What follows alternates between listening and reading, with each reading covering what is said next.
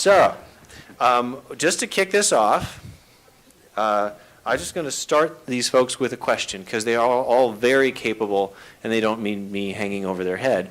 But, and maybe we can just start going through everybody and tell us sometime when you were confronted with a media crisis or some kind of crisis where you had to put together a rapid response and save the day. Or not save the day. I mean, whatever you want to tell us about. You want to start? Raquel, do you want to start at the end? Sure. Can everybody hear me? Because I turned it off. Wow, I get to use my hands. Hi, everybody. First of all, thank you so much, Tim, for helping put this event together. And thank you, everybody, for coming today and spending your Saturday with other progressives in Arizona. It's so important that we take this moment and that we come together and figure out how we can build a real movement so that we can really change the political landscape here in Arizona. So my experience, I really don't even, like, it was, I was not in organizing. I didn't grow up in an organizing world, even though I think my parents were organizers in their own way. Like Ken said, I come from the border town community of Douglas and Agua Prieta. My parents were very involved in church. And that's why I say that they were organizers in their own way. We lived in the street that divides the United States and Mexico, which is the International Street. So I always tell people that the United States was our backyard. I was born in Douglas and raised in Agua Prieta. And I, over the years, saw how that border, that fence that divided my house in the United States actually became very political. First they had holes and people would come in and out through those holes and it wasn't as hard to come here to the United States, but then we saw how that fence became bars and now we're trying to make it into a wall and it's just become a militarized zone. And one time that I went home to visit, I had gone to college and I came home to visit my parents. The Minutemen were in town, and the Minutemen were folks that were protecting our country from undocumented immigrants.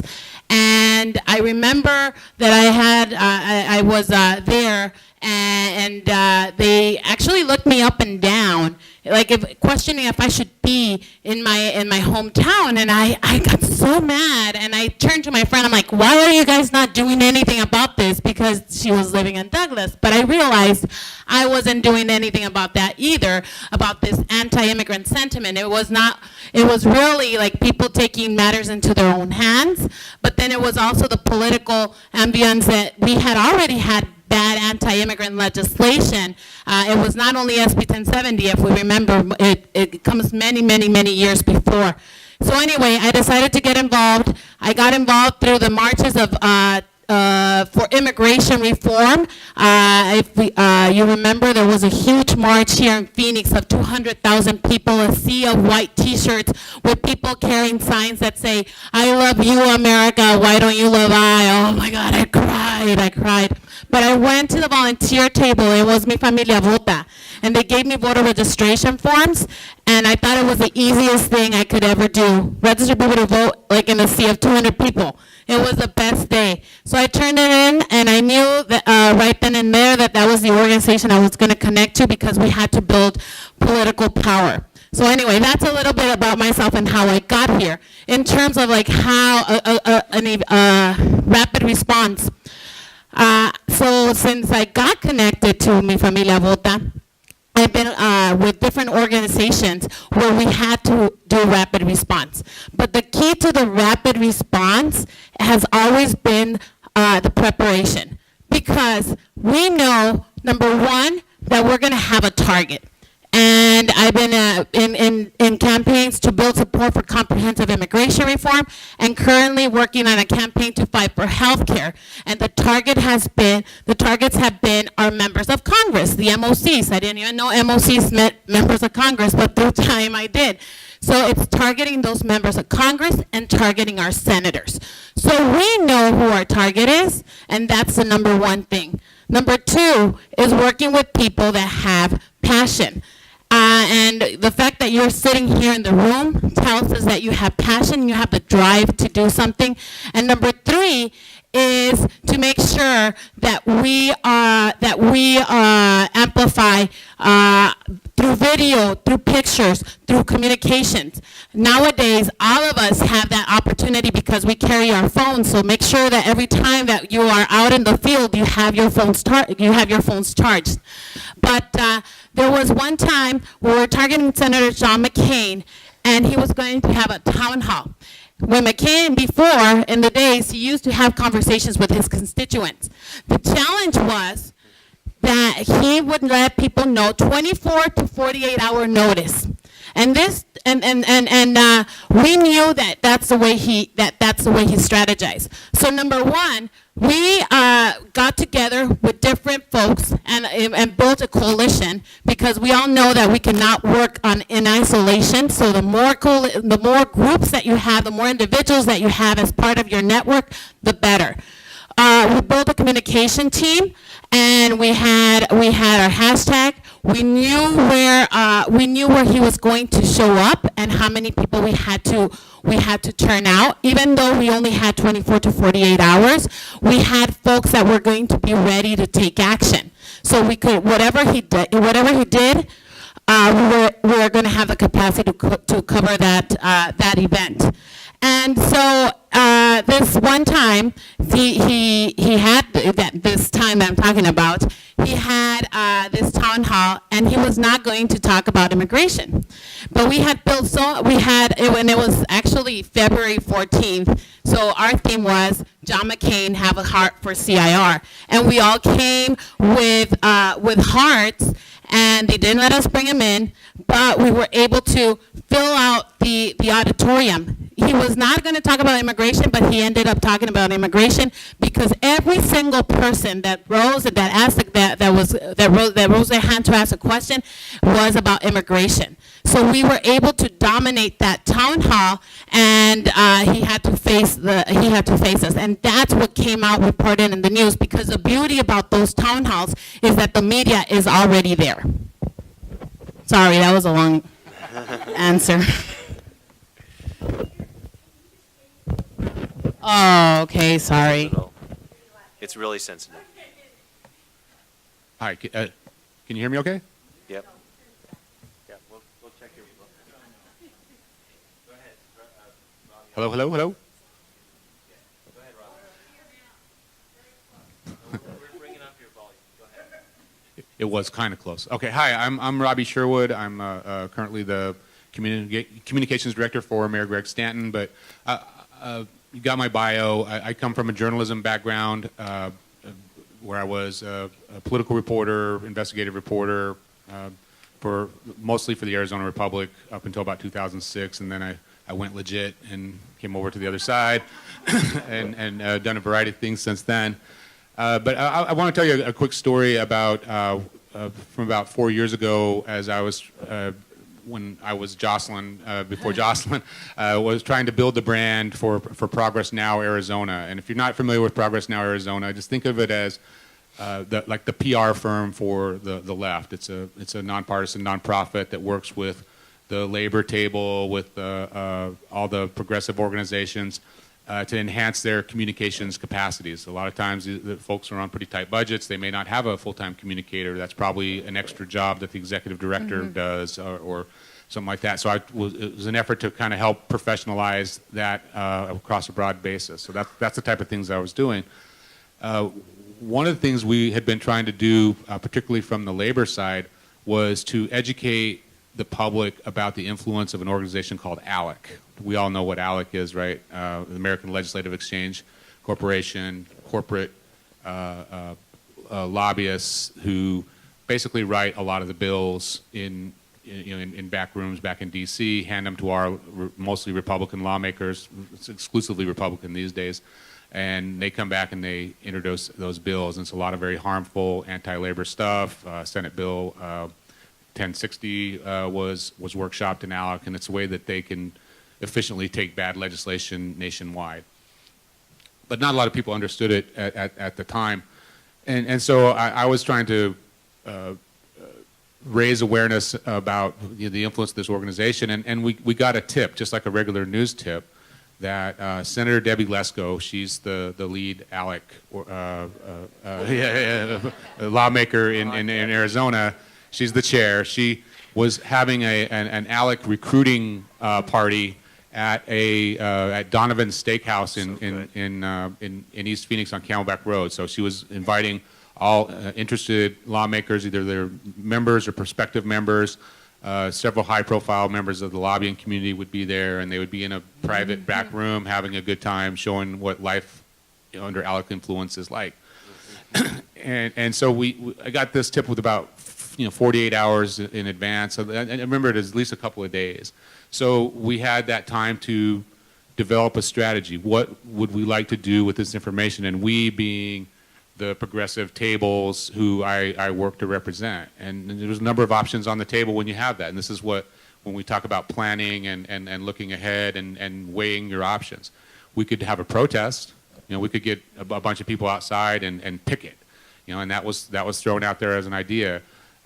As a communicator trying to tell a story, and this is nothing against protesters, but I felt like I couldn't control what their message would be or what their behavior would be or how disruptive they would be. And so that had the chance to become the story rather than the story I was hoping to expose.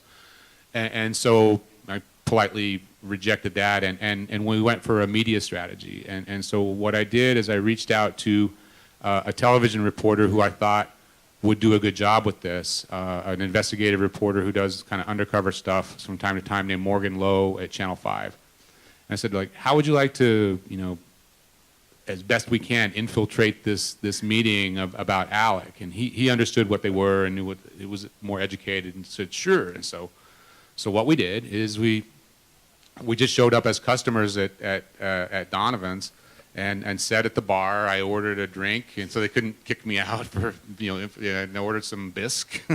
and Morgan and his cameraman sat at the corner, and they didn't come in with their camera or badge or anything like that. They just used an iPhone, even though this was a media play, it's scalable down to anybody in this room who has a video on their phone. And as people came in, he would text me, who's that? And I had my little legislative green book, and I said, that's Don Shooter, that's Representative so-and-so. And they would catch, video of them coming in and going into this back room, which we weren't allowed in, but they were getting enough to tell the story. A couple of lawmakers recognized me from my previous days as a reporter or just as a bomb thrower. And Tom Ferris was my favorite. Have you seen that GIF of, it's on the internet all the time, of Grandpa Simpson, who he'll walk in, he'll take off his coat, and then he'll put his coat on and walk right back out? That's pretty much what Tom Ferris did when he saw me sitting at the bar. he just like, I'm not staying here, and just left. But plenty of them did stay, and the video that Morgan got was incredible. It was Representative Don Shooter strolling through the bar with a full bottle of whiskey, toasting everybody, and really got to what bothered people about this organization.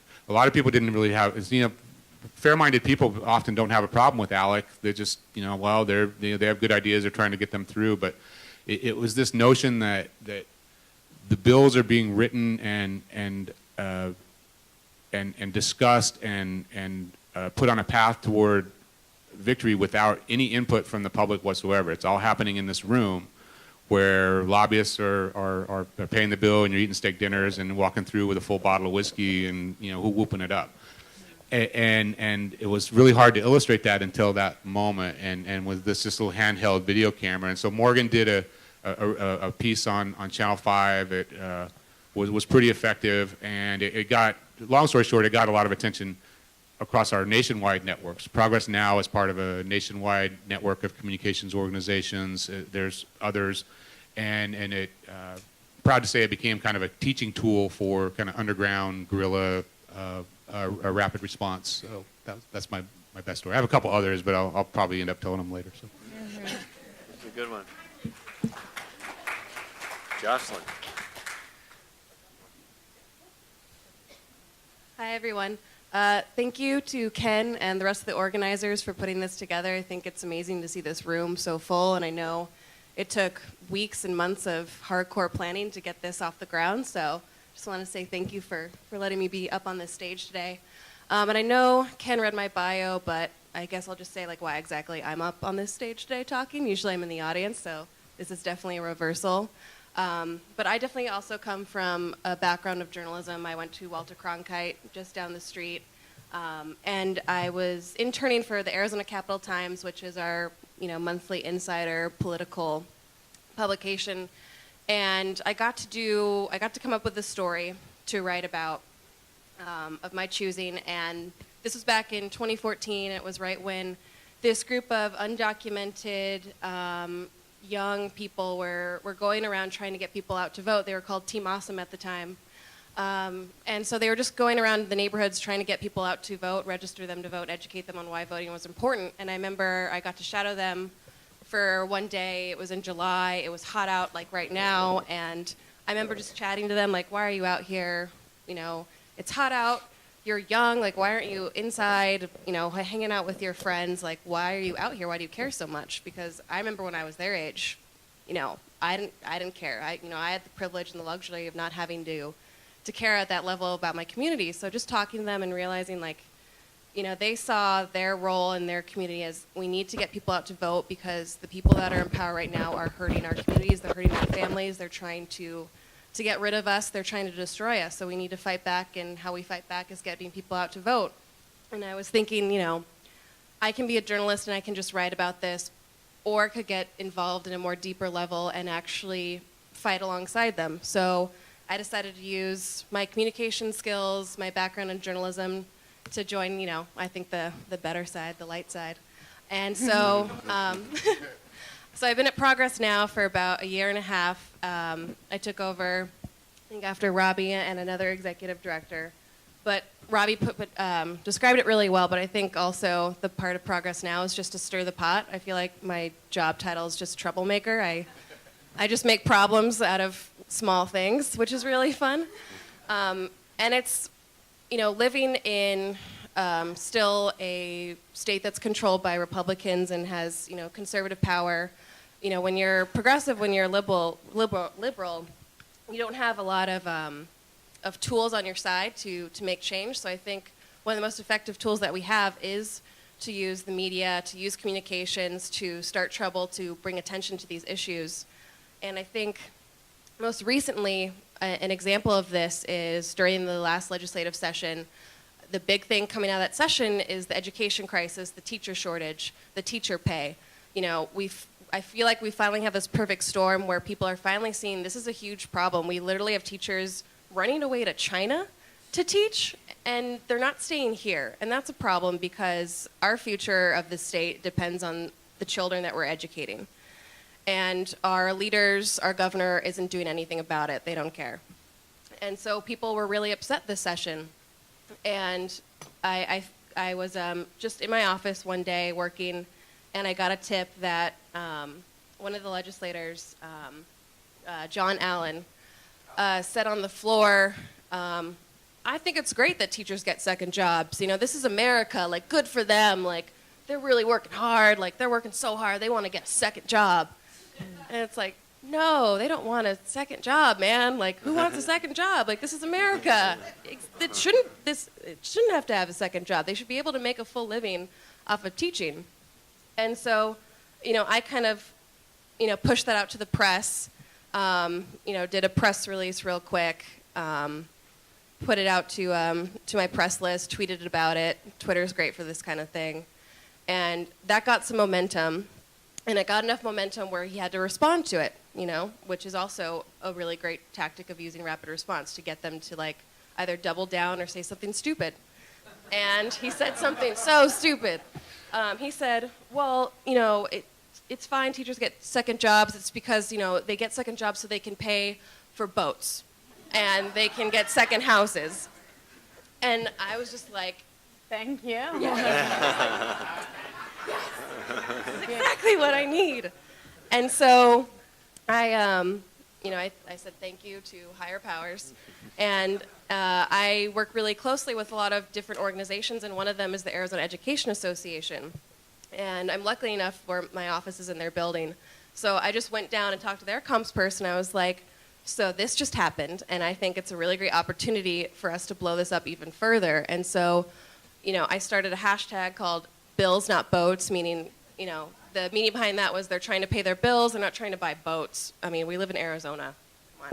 Come on. And so she was able to also push that hashtag out to teachers and educators, and that blew up on Twitter, and that got some more media attention. But then we decided, the use of the word boat was just such a great visual. So I just went on Amazon and bought an inflatable boat, and we decided to have a boat rally at the Capitol. And it was great visuals because teachers were coming out, they were wearing captain's hats, they made boats out of cardboard, they just really ran with it. And it was amazing to see all these teachers take such an awful thing that this legislator said about them, that they don't need more money because they deserve to work second jobs, and take it into this really fun, great visual thing. When I was setting up the rally in the Rose Garden, which is kind of behind the Capitol, I was looking around, and around the corner there was some of the Republican legislators just kind of glaring over at us, along with their staff, and one of our people walked by them, and they were making fun of us, and I was like, great, you're out here, you're paying attention to us, we got you out of your office, this is the whole point of it. And it got a ton of press coverage, and part of that was because it was a really great visual. So I think in a situation like this, having great visuals for the press to latch onto is really important. And at the end of it, we had Mary Jo, who's a reporter at the Republic, come up to me, and she's like, thank you so much for this. This is an amazing visual. This is just a gift for us. So when you're able to take advantage of something like that quickly, I mean, this was probably over, the timeline of this is a bit longer for rapid response, but it was about a week, but it was because it had different, flash points of media coverage that we could really build off of, with his first quote on the floor, then his quote in the Arizona Capitol Times, and then, bringing this rally full circle. So I think it really brought a really great amount of attention to the issue of teacher pay, and it was also able to help AEA bring more attention to their campaign of 4% teacher raises. So I was able to capitalize on that, and then also it was at the end of session when the budget was being passed, and so we were able to also blow up the budget, saying this budget still is not adequate for our teachers. Yeah, that was great. So, and I know you guys have talked, and you have a wealth of knowledge. I wonder if I could ask you a question to kind of kick off a general conversation among you guys until about a quarter to the hour, when we'll try and open it up for questions from the audience. So many of the groups who are here today are just getting started. They're new. They maybe haven't even filed their financial 501c3 status or their campaign status. What do you say to groups that are at that level who want to get the attention?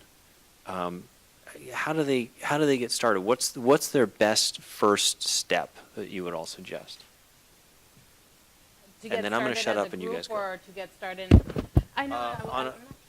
You can, yeah, we can hear. You mean to get started as a group, or to get started on rapid response? On rapid response, and then I'm just gonna, and then you guys just take it from there. I'm gonna shut up until we take questions from the audience. Well, the beauty of when you don't have a group affiliation is the room that you have to maneuver, right?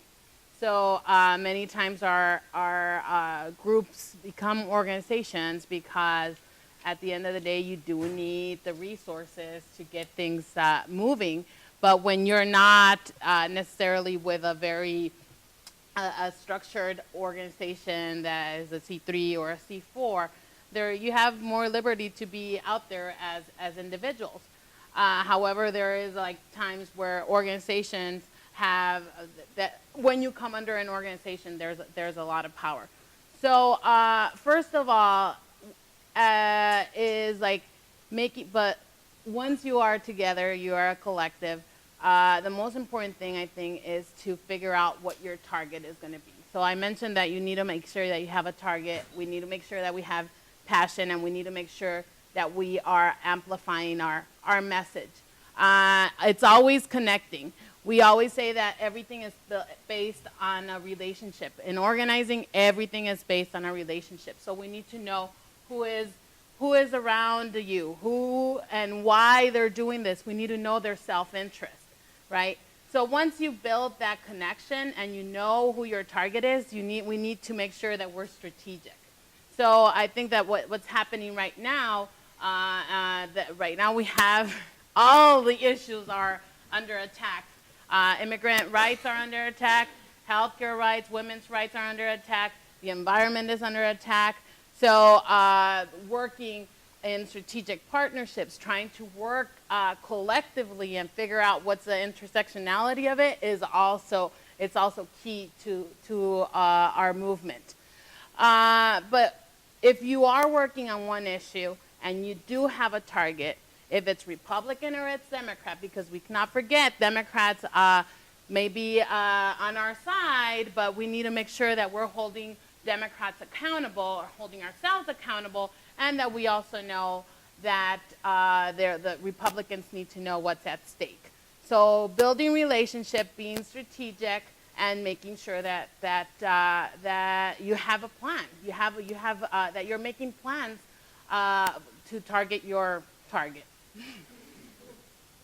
And I will just add to what Raquel said, that once you've done followed her very astute advice, is you need to take an inventory of your group's capabilities. You know, if it's just one person, that's pretty easy. You know, if it's a group of 50, then you need to figure out who on your team is the best writer. You know, who can handle that communication angle. I tend to think that's the most important because that's the role I always got to play. But you know, your ability to tell your story is very important in today's market. Who has your technical capabilities? You know, can someone help you build an email list or you know, a social media platform or a Facebook following? And we could do a whole another 2-hour thing on how to grow your following on those once you have them. But you know, what are your avenues for communication and response? You know, if you're going to be an official organization with a spokesperson and a press operation, you know, do you have a professional looking template for a press release? And then have you built a media list? Have you gone and built a list of reporters you're targeting? Or do you have a friend who can, you know, have one of those fall off the back of the truck and loan it to you so you can then use it? You know, you need to leverage all your relationships and all the talent within your organization to have a capability to hit back when the time comes. You know, people have talents they don't even know they had. Mm-hmm. You know, this is an opportunity to groom people and get them into a game and you know, the cool thing about starting organizations or working organizations like this is it's a laboratory for leadership, and you get to learn really important, fun, and scalable skills on the fly. So that's maybe the thing I enjoy most about working with these organizations and doing rapid response is you know, putting together a team or a squad from different organizations and going out and going after an issue. You know, it's a lot of fun. You know, that's, you know, it's not. This is a very troublesome time in our country, but the energy is on our side, and you know, don't forget that this is an important time to be active. You know, I'm off on a tangent now, but you know, 30 years from now, we're all going to be talking to our grandkids or each other. You know, like, remember that time when we saved the country from a total madman? That was awesome. You know, those were the days. You know, so. That's crazy. Anyway, I'll pass it on, but thanks. 20 years of madness. 30 years of madness. Okay. I wasn't saying it was going to last that long. We're just going to be nostalgic No, about this time in our lives. I'm saying, like, there's like 30, like we've already had, and that's why I was saying the anti-immigrant sentiment earlier, that it wasn't SB 1070. It's not 7 years of anti-immigrant sentiment here in Arizona. It's like since 1996, right? It's much, much longer. So, yeah. So so hopefully it isn't 30 years that we're reminiscing. That's my point, sorry.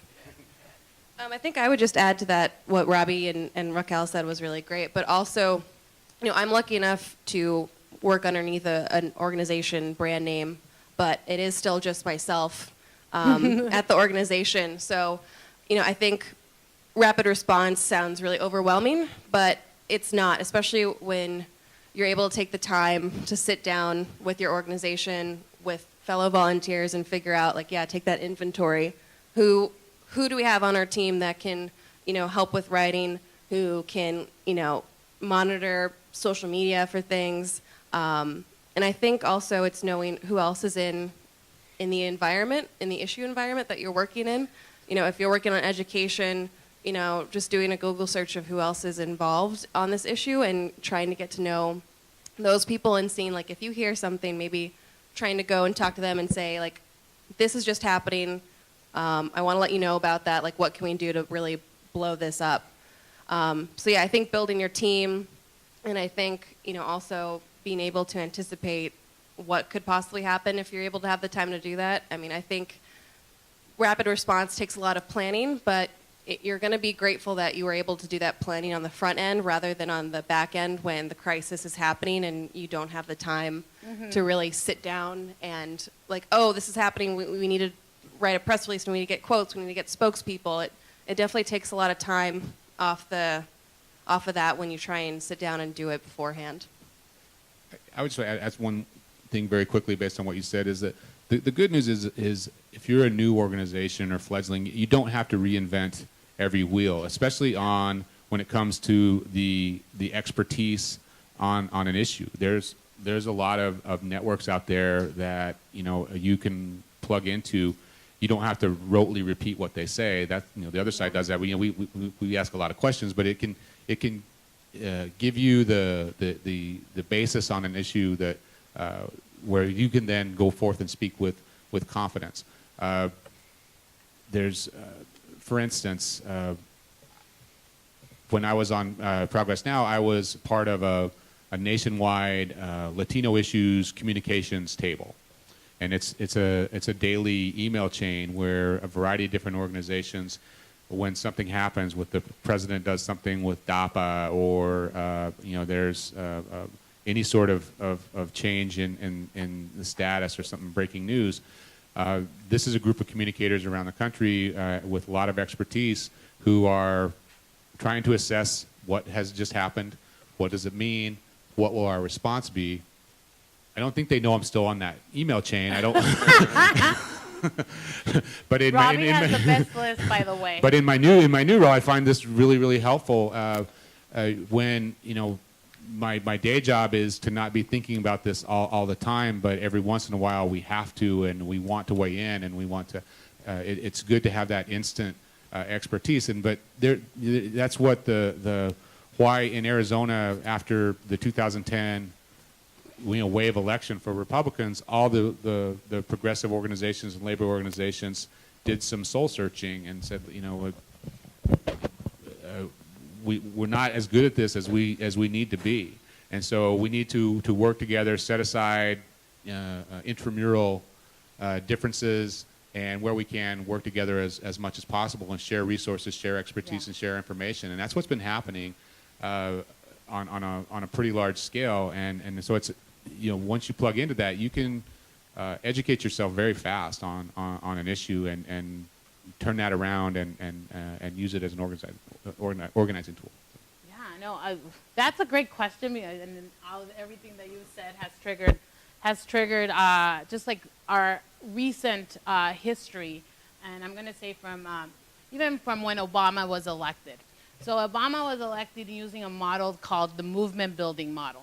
I don't know if you've heard of it, and basically was developed by Marshall Gantz. He's a teacher, a professor in Harvard. So look him up, and basically it's all about the relationship building. It's about team building. And once Obama got elected, some of the folks that worked in his campaign started to work in issue-driven campaigns. So they didn't go to the White House. They didn't stay in his political organization. Actually, Erin Connellan is here, and I'm pretty sure she knows like the movement building. And there are a lot of the people in the room who have already gone through that training. But it's really like the basic training on again the relationship building and how to build teams. And here in Arizona, I think in 2009 we had our first big movement training around comprehensive immigration reform, and it was the basic to give the movement and the young people that were working on that issue how to share their story publicly. So I can think of Eric Andiola, I can think of Dulce Matus, and many other people that have used those tools and taken them to a national level, to a level where you're able to expose the need for the DREAM Act or for comprehensive immigration reform. So, and then from that same training, what happened, it might sound as basic as relationship building, but you now have executive directors, for example, Lucha, Leaving United for Change, the group that worked to increase the minimum wage. Alex Gomez is there. She started from that movement building training and made her way up. And it was not necessarily that she was looking to become the executive director, but her leadership just grew, and using those basic tools. And just to dig into the teams a little bit more, and it was all said, I think that making sure that we, in that training, the 4 roles that are important to team building is, number 1, that you have a team lead, that we know who's the person responsible, because sometimes we are all leaders. And when we all say that we are all leaders, nobody's taking responsibility. So things many times just slush, all right? They just fall through the cracks. Or that leader that says, I have the connections with the media, I'll handle that. Oh, no, don't worry, I'll send out the email. Oh, no, I'll do the recruitment. So the I am the leader.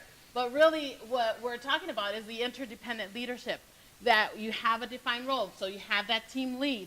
You have the volunteer recruitment. That doesn't mean that that person is the only one recruiting. Everybody's recruiting, but that person coordinates. You have the communications person, and you have the data coordinator. Everything is based on the data. We have to document it. And right now, if you don't have the resources to have the Voter Action Network, use Google Documents. But there have to be defined roles. Very quickly, I want to bring this back to on rapid response. Like, once you have your organization like this, and let's say we have a hypothetical situation that we're going to rapidly respond to, and you have a designated communications person who is leading that response, you have to empower and entrust that person with your message, that they're going to get it right. Or if you have some sort of approval process of what we're going to say in real time about something like that, it can't be the committee, right? And what I'm saying, you have to shrink that, back to like, well, if, let's say you're part of a large organization, or that communicator must only get the approval for the communication from the top. You can't go back to the committee because time is of the essence. And I'll give you a corporate example where I don't know the ins and outs on this, but this just had to be the case. During the Super Bowl, when the lights went out a couple years ago, I think it was in New Orleans, the first tweet was from Oreo. And they immediately, within just minutes, they had a tweet about, like, well, Oreos are still good in the dark. And they even had a graphic, you can dunk in the dark or something. Yeah, but that sounds so good. Yeah, so one, it was funny, it was on point, it was fast. Clearly, the person who's their social media manager did not take that back to the board of executives to get permission to do that. I'm sure they got permission from someone, but it was, and they probably said, well, we have an anticipatory plan for a variety of things. I'm sure they didn't see this one coming, and yet they were so fast that they did it. A slightly longer corporate response where they slept on it but was still effective was Poland Spring water. When Marco Rubio was given the Republican response, and he kept grabbing his water, and you could clearly see that it was Poland Spring. They must have had some meetings about that, because it took them till the next day where they created a graphic of the water bottle standing in front of a mirror, basking in its moment of glory. Your relevance on an issue can only last so long. They were probably pushing it, a day and a half later, but it worked. But my larger point though is that, whoever you've designated to be your responder either has to have free reign, which can be dangerous, or doesn't have to go through a lot of layers in order to communicate effectively, because news cycles now last 10 minutes. They used to last 24 to 48 hours, but they're, your time to react has become so small because of the social media environment we're in. You have to be able to move fast, and so you have to build for that, I guess, is my main point. We have 15 minutes. So if, and I see the gentleman over here has a question. Do you mind if we go to questions real quick? Yeah, no, great. Okay. Do you want to try and project and stand up, or do you want to try and? We can try the mics. We do. Okay. For the documentation. Yes, my name is Timmerland, and I'm in Tucson. I work with a small populist organization, and when I saw rapid response, I saw using Twitter, text, Snapchat, all these different mechanisms to notify your networks. I know Planned Parenthood in Tucson, I'm sure other Planned Parenthood have rapid response. To me, rapid response is that if a synagogue or a Muslim temple is trash, that you notify your network to be there and show support. If the immigration is attacking some factory and deporting people, that you want to be there in front of the buses. To me, that's what rapid response is. It's not a corporate response. It's not a committee response. It's a community response. And I think that there needs to be more addressed to the popular response to the attacks on vulnerable communities. And that is what we need to be rapid about, because the Klan and the Nazis are present. They are attacking. They do it in Tucson. I'm not too familiar with Phoenix, but I think it's an urgent issue. Thank you. That's great. More of a comment than a question, it looks like, but we wanted to get some questions from. I didn't see whose hand. Couldn't agree was up. more. Does anybody want to say something about that? No, you were going to say something. No, I absolutely couldn't agree more. I think it's just, obviously we're up here talking about kind of the nuts and bolts about how to build the capability to do that effectively. What I would say is we have a lot of exemplars of people who do it well, but I also always try to learn from the other side. I've always felt that we had some catching up to do in terms of disseminating information that we want our people to react to, and telling them how to react, and making it easy for them, and putting them in touch with the right people in order to have an impact. And I brought an example. I'm not going to hold it up or anything, but this just happened to us at the city this week. It's an email blast from Americans for Prosperity, which is the Koch brothers organization, on urging people to come down and speak out against the pension plan that we just passed at the city. But it's very cleanly written. It very cleanly explains the issue from their perspective, tells it why it should matter to you, gives it links to take action, how to get hold of us, and tells you exactly where to come, where to park, how to put in a slip to speak, and what time to be there, etc. And then, the result of that was, a dozen people showed up to speak at this meeting. It had its effect. They sent it out to their list and put it on blast, and people turned up. So, for me, it's just about those fundamentals, and then that discipline about clearly communicating to your group can be adapted and used for our team. Jess, who you got? So my question is when we're responding rapidly, how do we be productive but not manipulative, making sure that the passion is for the greater good and not somebody's personal agenda, in a sense ethically reacting and not emotionally reacting. So I'm glad I'm here with communicators, and we're fortunately, many of our organizations are fortunate to work with people that have the experience to be on message, but it all comes down to the preparation. When we talk about preparation, is like you can even role play. We can role play going to Flake's office. We can role play if there is a bus that has undocumented immigrants that should not be deported, and we know like we're fighting for everybody, but it's going to come down to that, and it comes down to being able to share your story effectively. So it's our responsibilities as groups is like, yeah, there might be some executive directors or some organizers that have a message that needs to be delivered. But the most important thing is that whatever the issue that we're working on, that we make sure that we put the people that are affected by that issue in the forefront and share their story. And the story has to have like a very, very clear beginning, middle, and end. It doesn't have to be a 20-minute story. We can train people to do a 2-minute, 3-minute story, and that can be effective. But we need to make sure that we put the people that are affected in the forefront. Very quickly, I wouldn't take emotion out of the equation, though.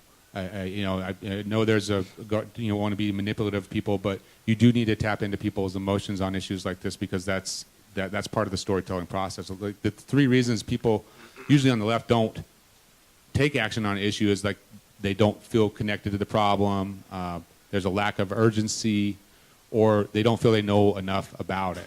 So you need to solve those 3 problems. You need to relate this to their lives, how it impacts you. You need to explain how urgent it is that we do something, and you need to give them the facts. The good news is the facts have a liberal bias. They're on our side. I mean, I know we're living in a kind of a post-truth environment, but the facts are still on our side in almost every case. And so that to me is that you do your best to solve those 3 issues, and you'll have people who are communicating effectively on your side. Okay, we've got, so real quick, we've got, no, Jess is over here. We've got 4 lined up, and that's probably going to eat up our time, so. Hi, my name is Penny Pools, and I came from the long-time organizing, and they were talking really a lot about communications. And since we're in a really fast-paced cycle, 24 hours and whatever, they were talking like back 5 years ago when people had time to think, and now everyone is in a reactionary mode. So when you're looking at it, when we come down with the ACA piece that came down the other day and all this stuff is going on, and we get pieces all over the place, how do we have a rapid response where at a big level and down to our level that we can continue to get a voice, one voice that's really like, I saw this in the video the other night, this guy last night on MSNBC, and it was a dramatic story about this young man and his mom was speaking, and it was huge. I haven't seen another thing about it. It's like it just gets dropped off. The emotions just get dropped off because and then someone goes on. How do we, in a rapid response way, find those kernels that really will change the emotional meter and will stick in their head to say, that's why I don't want to do that?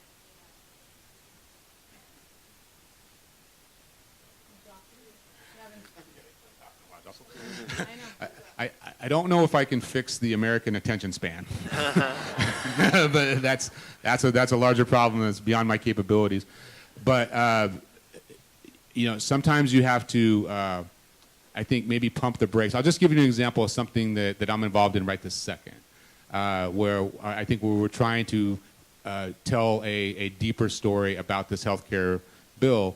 And it's on Monday, the mayor is leading a press conference with Ability 360 and a whole host of organizations that are fighting for folks with disabilities, with veterans, women, in addition to people whose lives will be severely negatively impacted if Medicaid is done away with the way it is in this bill. Ideally, we would have liked to have this group together on Thursday, when things started happening. Or we could have jumped into the fray right away with a fraction of that group. The decision was made that let's leverage all the relationships in this group who want to be there. Let's pull them all together and let's do it right on Monday. So and use the mayor's voice, the mayor's reach with the media to get as much attention as we can in this one spot. And make it easy for them so we can go a little bit deeper. I don't know if that really addresses it, but I think that was our thinking of, let's don't go off half-cocked. Let's wait and do this right. And you risk running out of relevance, but I don't think in this issue that's going to be the case. And then I think also part of kind of addressing that issue is making sure you have a really great, strong coalition of other organizations around you that can also be spokespeople and be an echo chamber for the message you're trying to get out. If you just have one organization that's maybe, screaming into the void, that'll get lost. But if you're able to build a coalition of other people that can also echo the messaging, that makes it a lot more powerful. And I think also having strange bedfellows is also really effective. Organizations that maybe necessarily wouldn't make sense together, but if maybe they're able to come together on this one issue, I think that's also really powerful. That takes a lot of time and effort. It takes a lot of relationship building, but I think just knowing who's working in your issue area, again, knowing what their connections are, kind of building out, this connection map of, here's who we have in our organization or working in this coalition of our volunteers, who do they know, who do they have influence over, and really just being able to make those relationships connected. Okay. Yes. Sorry, I think I'm next. Oh, okay. What are some specific mistakes that are made by people who are inexperienced because they make sense, but you guys have learned through everything that you've done that it's not the right response? Oh, that's a good one. I think like what Robbie mentioned earlier, the fact that we all think that the more people, the merrier, and sometimes it's not the case. Sometimes, like, we have people that are just overwhelmed, like, oh my God, there's only 5 people here. And 5 people can make a very effective action. It wouldn't have been the same if we would have all been protesting outside of Durant or wherever the lobbyists were meeting. So I think that's one of the most common mistakes. And the second one is not amplifying your message. All right, we said we need a target, we need passion, and we need to make sure that we document. So if it's not documented, God bless your soul for going to Flake's office, but we need to make sure that you have a picture and we have a video and you hashtag it so that it takes it to the next level. Yep. Yeah, I think the messaging is really important. I think if you have a bunch of people, a bunch of groups all trying to say a bunch of different things, it just dilutes your impact. And if you have one group that cares about this issue but for this reason and a group that cares about it but it's for this reason and you're not on the same message, it's not going to break through. So we've got 2 questions. We're going to move very quickly because we want to get to these because we want to keep all of these sessions on time. So right back here. Hi, Alika Victor.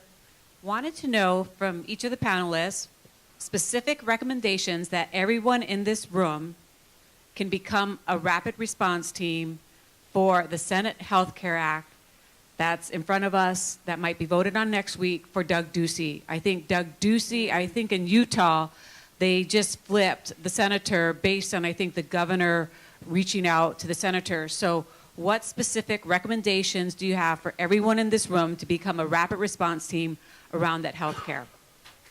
Yeah, good question. Yay, good healthcare. question. I'll give you an easy one for Planned Parenthood. So I am currently working with Planned Parenthood on the I Stand with Planned Parenthood campaign. And we really need everybody to connect via text message. And we have a number where you can plug in. And it's like 22422. I know it's a weird number. 22422. And text the word defender. We're sending updates if you need, like, either the phone calls, we're talking, like, we need you to make a phone call in this very moment because there is an amendment, or it's like whatever immediate need we're going to have, it's going to be sent through that text message, 22422. And then also make sure that you are plugging into the organizations because right now there are several events that are happening. And if you are having your own event, to hashtag it with whatever, like protect our care. Protect our care is one hashtag. I stand with Planned Parenthood is another hashtag, and kill the bill is another hashtag. I would just say this is not my organization, but I just kind of like the way that they are doing this. But Indivisible, the Indivisible Guide, which is at looking it up here at Indivisible Team. Earlier today, they put out a tweet about Jeff Flake. If you hit the link, it gives you a call script to call his office. It gives you one touch. It's probably taking your email address. So if you have an issue with that, take this with a grain of salt. But it not just to email his direct office, but to email his legislative director, his healthcare specialist, his chief of staff, it's not a what I would call an astroturfed email. It's coming from your account. That's why they're taking your email address. So that's an individualized response. I can tell you, as a former congressional staffer for Harry Mitchell during the healthcare vote, you can easily tell when 250 emails come in and they all say the exact same scripted thing. Those kind of go into a pile, and the congressman's told what the sentiment was, but they're not really addressing them. Staff members aren't taking that much note of them. But the calls, we were getting 6,000 calls a day into our office, and when an email comes in from an individual telling their own story, it moves up the pile. So this is a good tool that makes it pretty easy for you, in the same way that I described that American Prosperity did it to us. Indivisible is doing good work in a digital space to encourage individuals to reach out to Jeff Flake. Yeah, and then I also know a bunch of Indivisibles are here locally in Arizona, have been going to Flake and McCain's local offices here. I mean, they're out every day, I'm pretty sure. Yeah. So I think trying to get plugged in there, I know people work, they have lives, but if you're able to go down to his office, I know that's really effective for those staff people to see you, to hear your personal stories. And I also think the calls, the emails, like having personal stories told about, like, this is who I am, this is why I care about this health care bill. People that I know will die, this is why they're going to die because of this bill. So just making it personal and really local, I think, is effective to our senators. And I know it can sometimes seem like the phone calls don't have any effect, like it just goes into a black hole, but those staff people in the offices are, taking tabs on how many people are calling on what issue, and they report back to the senator, like, this is how many calls you got today on this issue, and I think it still makes a difference. Well, thank you. So, Just one final, sorry. And also tweet at them, because they can tune out the emails and the phone calls, but every politician, and I mean everyone, is checking their Twitter feed. And so, if, 4 or 5 tweets from individuals about an issue that seem to be coming in a random space can have as much or more effect than 250 scripted emails. Oh, and also I think not just targeting Senators Flake and McCain, but also our governor, Doug Ducey. Yeah, she was running. Yeah, I think targeting Doug Ducey, maybe calling his office, tweeting at his office has an impact. I mean, he sent a letter to McCain saying he's a fan of repealing Obamacare. So, if that happens, if they pass this bill, 465,000 Arizonans, we're going to lose coverage. We already saw what happened in 2011 through 2013 under Brewer, what happened when we didn't have Medicaid coverage. People got sick, people died. So I think also targeting our governor is effective as well. okay, Jess. And then lastly, we do have OFA is hosting a pop-up phone bank for the healthcare bill that's going through. That will be in room 3, which is just right across the way, for the entire duration of the lunch hour, and then it will go into the next workshop hour as well. So it's going to be about 2 hours of a phone bank. They're either asking you to call the senators, or they're asking you to do a phone bank tree, which you'll call 10 different people, asking them to call, and just keeping the accountability high for what's going on, since we know we're going to go to a vote. We know we're going to get the report out sometime in the early week, but we know the bill is bad. So if you guys are interested in doing that phone banking, it's going to be right across the way. So everybody, thank you. I know that we are out of time. I want to thank the guests. It's an honor to have you guys here, Raquel, Robbie, Josselyn. Later today, on your please remember to save the lanyards. We save every penny around here. So on your way out, just a reminder. Thank you so much, and enjoy the rest of the day.